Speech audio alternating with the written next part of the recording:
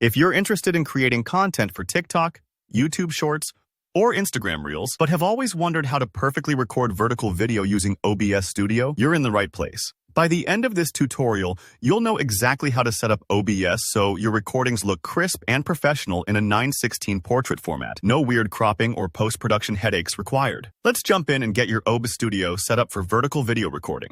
The first thing we need to do is adjust your canvas resolution to portrait mode.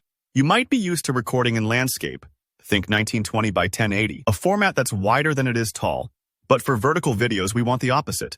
So open up your OBS Studio and head down to the bottom right corner where you'll find the Settings button. Click that, and then look to the left-hand menu for the Video tab. Here's where you'll make the magic happen. You'll see two important values: the base, canvas, resolution, and the output, scaled resolution. By default, these are probably set with the width larger than the height, like 1920 by 1080. To flip this to vertical, simply swap those numbers so the height is greater than the width. For example, 1080 by 1920. You can also go a bit smaller and set it to 720 by 1280 if you're working with a slower computer or want to conserve disk space. Why does this matter? This adjustment tells OBS to record a vertical frame, which matches the natural format for mobile-first platforms. Once you've made these changes, hit Apply and OK. You'll notice your OBS preview window go from wide to tall, almost like turning your phone from landscape to portrait mode.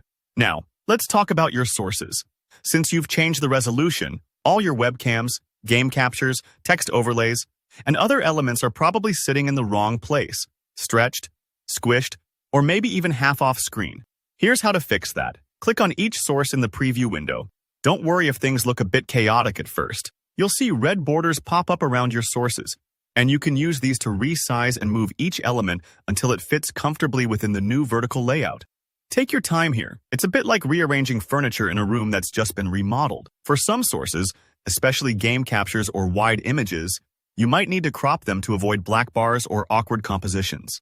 Hold down the Alt key while you drag the red handles inward on a source. This lets you crop in tight and focus only on the area you want viewers to see. If it takes a couple tries to get things looking right, don't sweat it. This part may take a few moments, but getting it right now saves you so much hassle later. The last technical piece you need is making sure your recorded video will actually work with your chosen platform. So go back to Settings, this time to the Output section, and then click on Recording. Here you'll see the recording format. By default, it might be set to something obscure like .mkv or FLV, but for maximum compatibility, switch this to .mp4. Most social platforms happily accept MP4 files, so you won't have to worry about converting them later.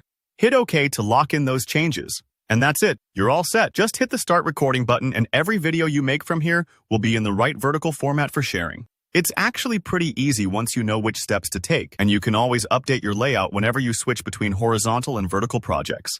Thanks for watching. If you found this tutorial helpful, give it a thumbs up, and if you got stuck anywhere, drop a comment below.